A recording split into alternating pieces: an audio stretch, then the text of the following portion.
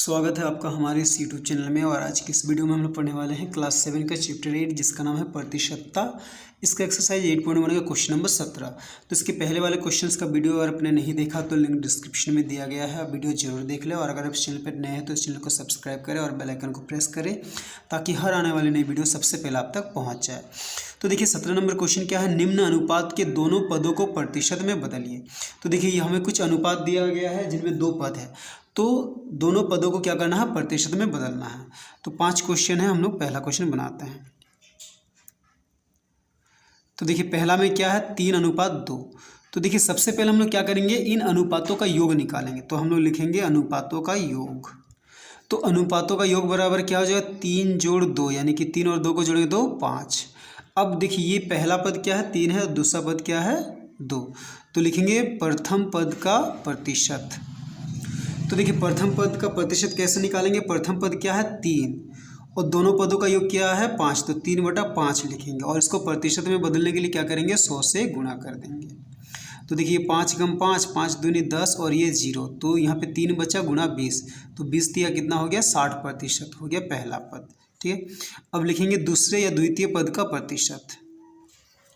तो द्वितीय पद का प्रतिशत, दूसरा पद क्या है 2, कितना में से दोनों का योग 5 है तो 2/5, और इसको भी प्रतिशत में बदलने के लिए क्या करेंगे 100 से गुणा कर देंगे। तो ये 5 × 5, 5 दूनी 10 और ये 0, तो 2 × 20 कितना हो गया 40%। तो ये दोनों हो गया हमारा आंसर। ठीक है, तो देखिए ये बहुत आसान क्वेश्चन है, तो इसे बाकी सब ऐसे आप बना लीजिएगा आराम से। ठीक है, तो चलिए अब हम लोग क्वेश्चन नंबर 18 बनाते हैं। तो 18 में देखिए निम्न अनुपात के तीनों पदों को प्रतिशत में बदलिए। तो अब जो अनुपात दिया गया है इसमें क्या है 3 पद है, तो तीनों पदों को हमें क्या है प्रतिशत में बदलना है। तो इसको भी पहले के जैसे बनाना है। तो पहला में क्या दिया है 2:3:5। तो सबसे पहले हम लोग क्या लिखेंगे, अनुपातों का योग। तो देखिए अनुपातों का योग क्या होगा, 2 जोड़ 3 जोड़ 5, तो 2 3 5 और 5 10। तो देखिए इसमें 3 पद है, तो पहले लिखेंगे प्रथम पद का प्रतिशत। तो देखिए प्रथम पद का प्रतिशत क्या होगा, प्रथम पद क्या है 2 और तीनों पदों का योग क्या है 10, तो 2/10 लिखेंगे। और इसको प्रतिशत में बदलने के लिए क्या करेंगे 100 से गुणा कर देंगे। तो ये 0 कट गया, तो 2 × 10 की यानी कि 20%। अब लिखेंगे दूसरे पद का प्रतिशत। तो देखिए दूसरा पद कितना है 3, कितना में से 10, तो 3/10 और इसको प्रतिशत में बदलने के लिए क्या करेंगे 100 से गुणा। तो ये 0 कटा, तो 3 दहाई कितना बच गया 30%। तो अब हम लोग क्या लिखेंगे, तीसरे पद का प्रतिशत।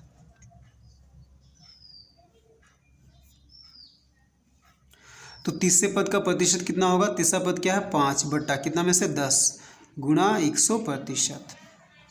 ठीक है, ये 0 का कट गया, तो 5 दहाई 50%। तो ये तीनों हो गया हमारा आंसर।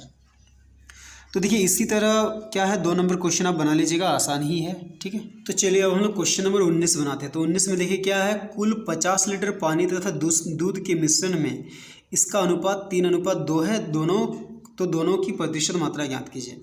तो कुल मिश्रण क्या है 50 लीटर जिसमें दूध और पानी है। तो इसमें देखिए पहले पानी है, तो पानी का भाग कितना है 3 और दूध का भाग कितना है 2, तो दोनों की प्रतिशत मात्रा हमें निकालना है। तो देखिए सबसे पहले हम लोग क्या लिखते हैं, कुल मिश्रण। तो देखिए कुल मिश्रण कितना है 50 लीटर। अब लिखेंगे क्या है, पानी तथा दूध का अनुपात। तो देखिए पानी तथा दूध का अनुपात कितना दिया है 3:2। अब क्या करना है, इन दोनों को जोड़ना है, तो लिखेंगे अनुपातों का योग।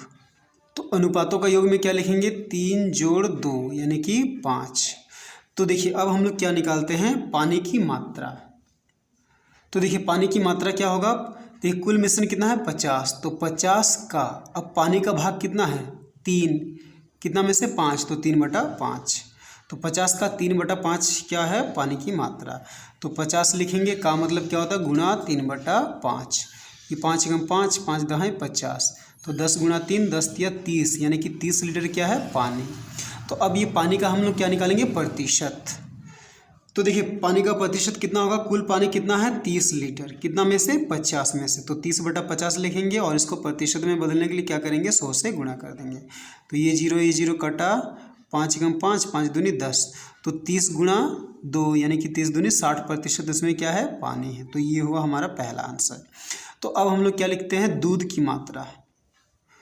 तो देखिए दूध का मात्रा कितना होगा, कुल मिश्रण है 50 लीटर, उसमें से 30 लीटर क्या है, पानी। तो 50 से 30 को घटा देंगे तो कितना आएगा, 20 लीटर क्या है, दूध। अब हम लोग लिखते हैं दूध का प्रतिशत। तो देखिए दूध का प्रतिशत कितना हो जाएगा, कुल दूध कितना है 20 लीटर, कितना में से 50, तो 20/50, और इसको प्रतिशत में बदलने के लिए क्या करेंगे हम लोग, 100 से गुणा कर देंगे। तो ये जीरो कट गया, 5 कम 5, 5 दूनी 10, तो 20 दूनी कितना हो जाएगा, 40%। तो ये हुआ हमारा दूसरा आंसर। ठीक है, तो चलिए अब हम लोग क्वेश्चन नंबर 20 बनाते हैं। तो 20 देखिए क्या है, किसी परिवार के खर्च तथा बचत का अनुपात 3:7 है। यदि कुल आमदनी 4,500 रुपया है तो दोनों का प्रतिशत ज्ञात कीजिए। तो एक परिवार के खर्च और बचत का अनुपात दिया है और कुल आमदनी दिया है, तो हमें खर्च और बचत का जो प्रतिशत है वो निकालना है। तो हम लोग सबसे पहले क्या लिखते हैं, खर्च तथा बचत का अनुपात। तो खर्च तथा बचत का अनुपात कितना है, 3:7। उसके बाद हम लोग क्या लिखते हैं, ये अनुपातों को जोड़ते हैं, तो अनुपातों का योग। तो अनुपातों का योग क्या होगा, 3 + 7 यानी कि 10।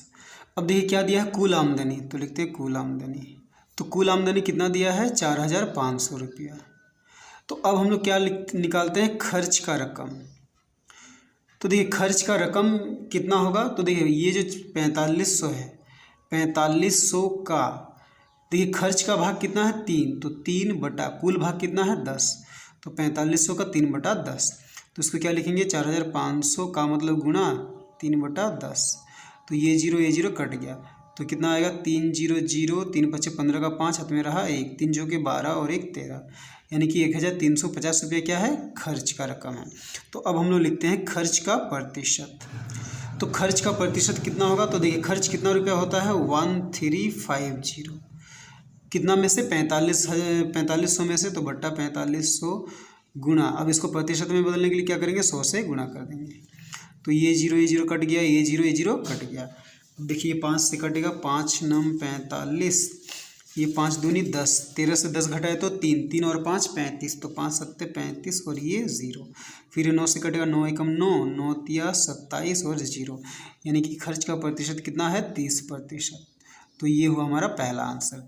अब क्या है, बचत। तो लिखते हैं बचत का रकम।